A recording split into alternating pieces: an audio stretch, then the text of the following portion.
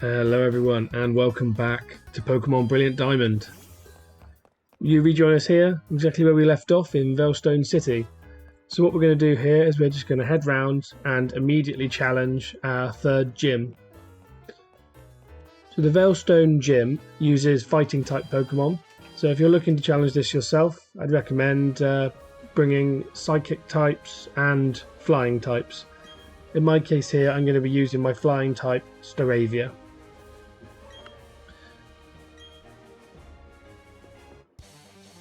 So there's a lot of trainers in here, so I'm going to firstly just battle the 3 trainers available at the lower level, and then I'll detail how we go through the puzzle to get to the gym leader. So we'll see a lot of these in here. I think almost all the trainers in here use Machoke or Meditite, as they tend to be the 2 most popular fighting type in this region.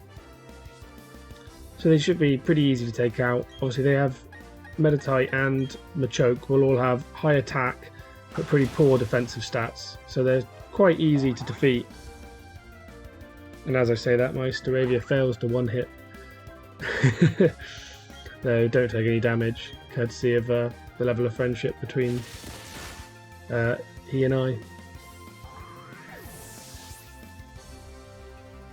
So that's Machoke taken down. And the second Pokemon that we use is a Meditite, as I expected.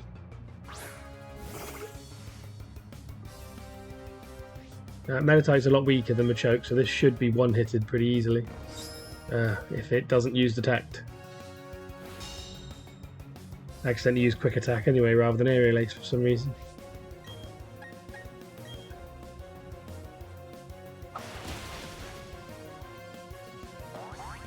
And there we go, see, taken down in one hit. And that will actually result in a level up for both Staravia and Manaphy, although that level up is much more significant for Staravia, as level 34 is the level it evolves up into Staraptor. So we are going to have an evolution at the end of this battle.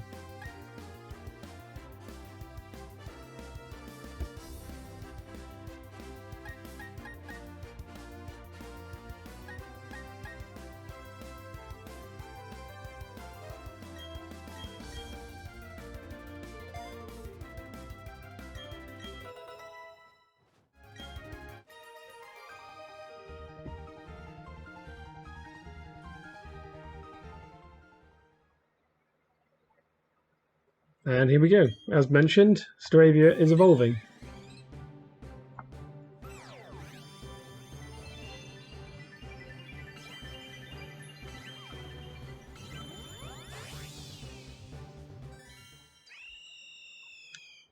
So Staravia now evolved into Staraptor. So Staraptor is a pretty strong flying type Pokemon. Its Pokédex entry is: it has a savage nature. It will courageously challenge foes that are much larger than itself. And it's also going to learn the move Close Combat, which is useful to have, particularly if you're fighting against anything rock or steel type.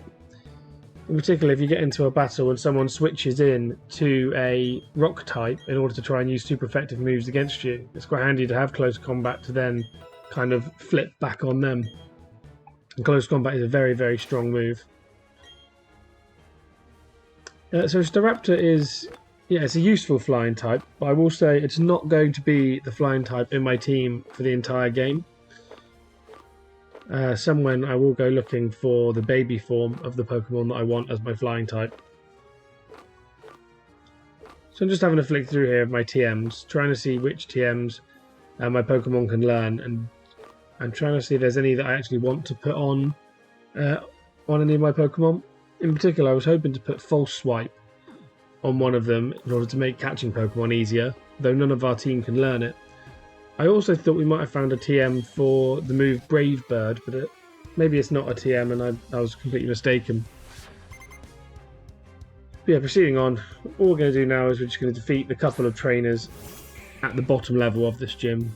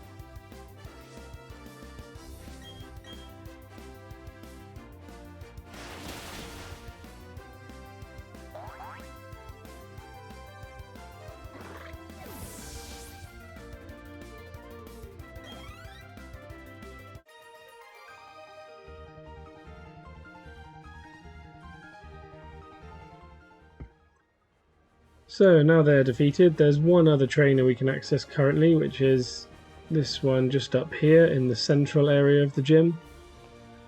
Again, he doesn't use anything revolutionary, it's the same as all the other trainers.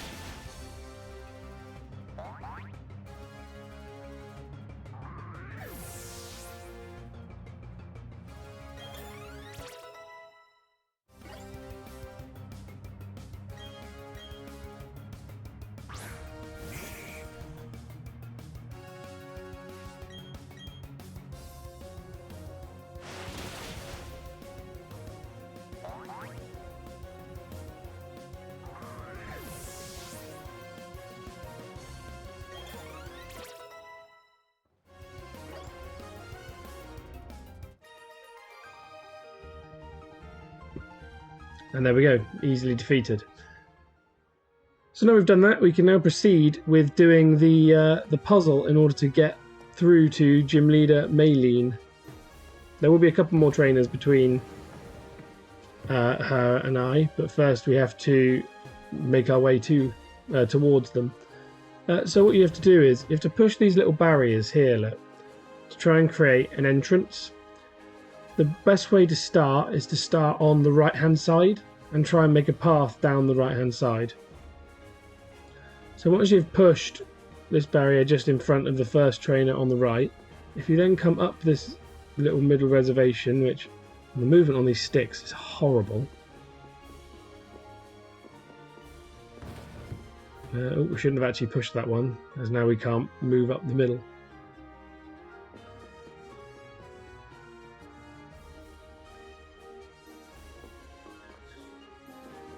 So if we come over to the right here, we'll push this one back quickly. And then what we need to do is come up and by this right hand trainer and come through the gap that's there at the moment. And then push this barrier, if the game will let us.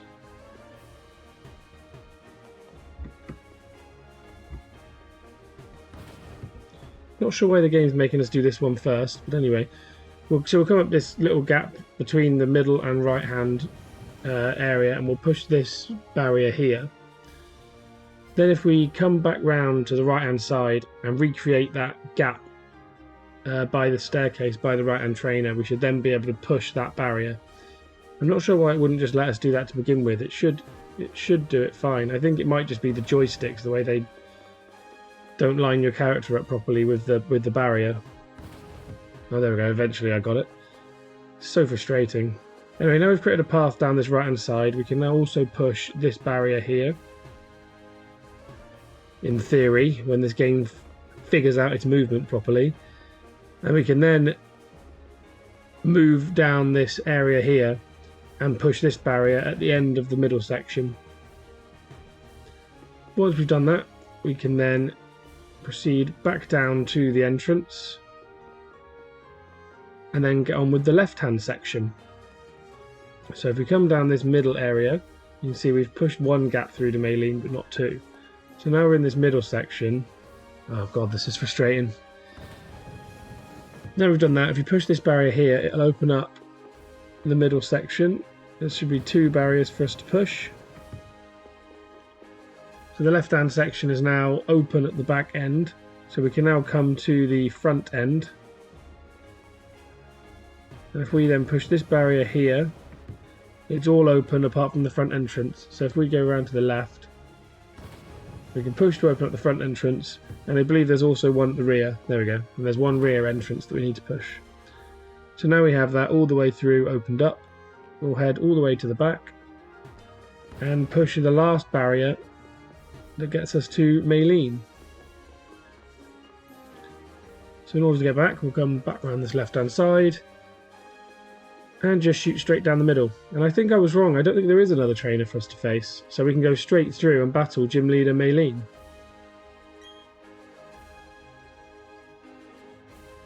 Now, Gym Leader Meline is pretty strong if you don't have the right Pokemon for the job.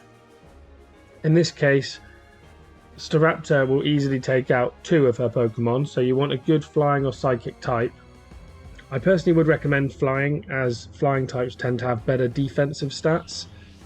And obviously our fighting types do use physical attacks, which psychic types tend to be weak against due to their low defense.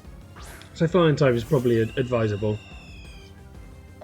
So yeah, we're just going to use Staraptor here to take out her first 2 Pokemon. First up is Meditite. So Meditite here is level 27. So you'll see this is a big jump in levels compared to what we faced previously. However, we are slightly over leveled here, with our team being level 35. If you haven't been fighting all trainers or training your Pokemon, you might not be as over leveled as me here, and you might struggle a little bit more. So the second Pokemon she uses is Machoke, level 27. So I'd recommend your team being around the same level as her Pokemon. You want almost all of them to be around level 27, 28.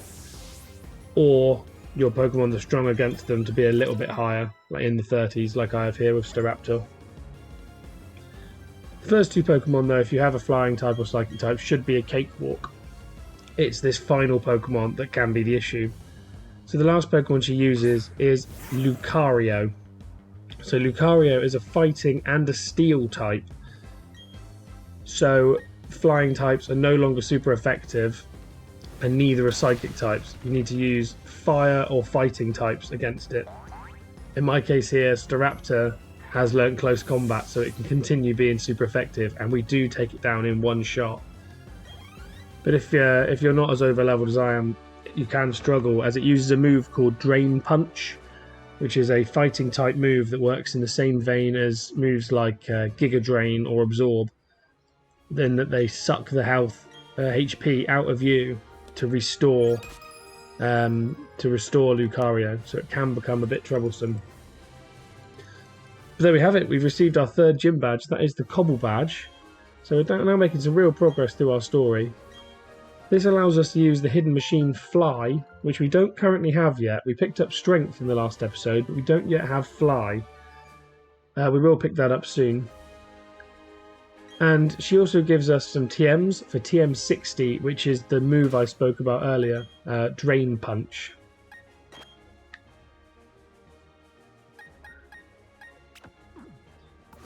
So now we've done that, we can head out of the gym by this middle path.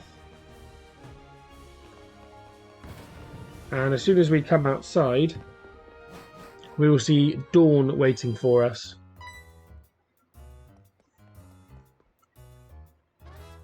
Hi Harrison, please can you help me?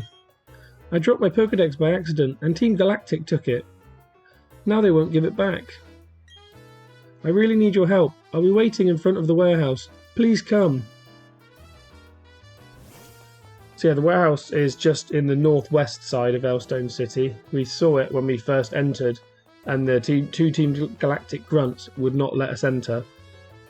So now we've done the gym, we can now go over there and continue on. But first off, we are going to heal up our team. Just because we used up a lot of PP, etc. in there. We didn't take much damage, but it's worth restoring our Pokemon's moves.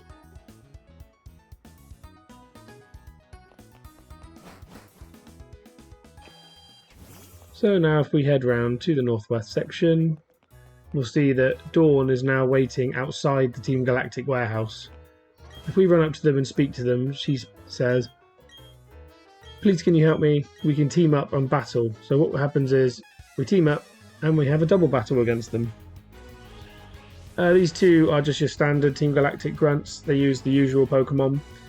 So they have 2 Pokemon each. First up is Beautifly and Dustox. And then their second level of Pokemon are Stunky and Krogunk, which are both poison type. So something like a Psychic type would work well here against all their Pokemon. In my case, I'm just going to use Monferno as he's strong enough to burn straight through them.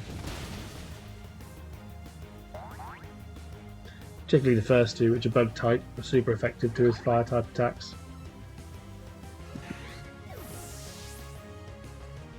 And that sees Monferno reach level 36, which is significant for two reasons.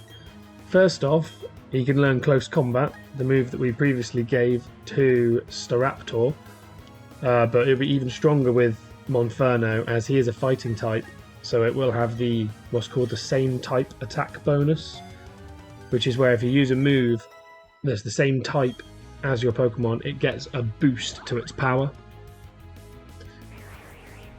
36 is also significant for Monferno, as it will mean that at the end of this battle we evolve into Infernape, which will be the final form of our starter, so that's good to see. We're really starting to get some powerful members on our team now.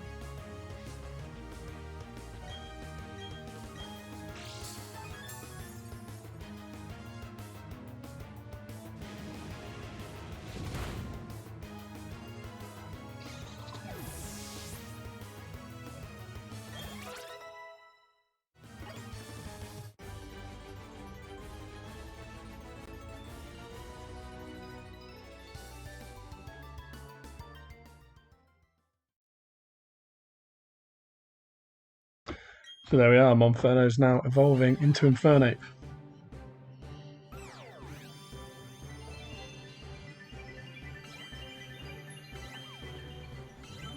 Infernape is actually a brilliant Pokemon to use, as it's a very good mixed attacker, pretty decent competitively, as it has high special attack and high attack.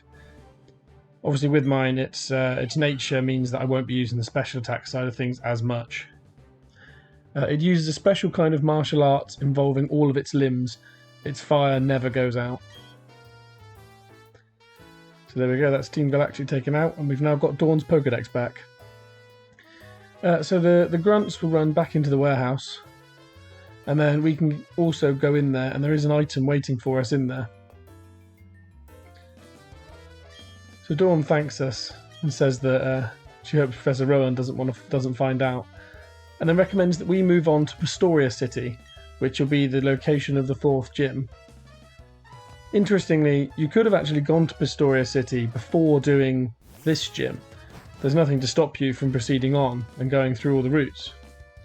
But obviously we'll do them in the correct order. So if you come into the warehouse, you will find TM94, which is Fly, and also gives us the hidden machine for Fly, which is great news because it now means we can travel around the map to all the towns that we've already visited really easily, which is great news. So as you can see, we can have a look around. You can see berry trees, which ones we've slathered. I have been revisiting the ones we've done previously just to see if there's anything good there, and we haven't found anything as of yet, or anything noteworthy worth showing. So now we've done everything there basically is to do here. I think what we're going to do is I'll probably stop the commentary, but I am going to go into the Grand Underground and see what else we can find around here. There should be quite a few new Pokemon available, a few of which I'm actually looking to add to my team.